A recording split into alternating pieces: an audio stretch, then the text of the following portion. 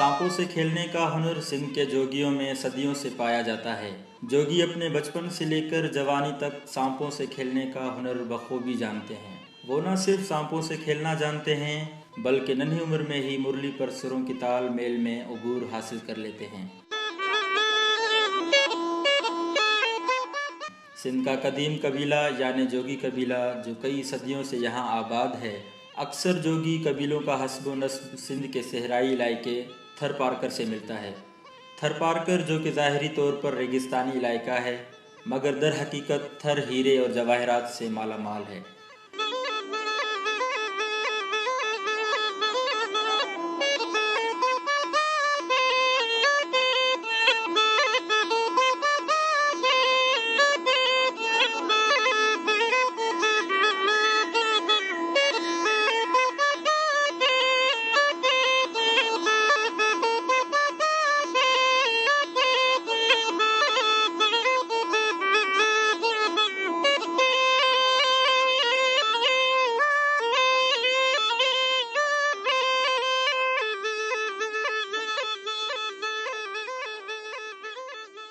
जोगियों का जिक्र निकलता है तो भिटाई सरकार का जिक्र खुद ब खुद निकल आता है।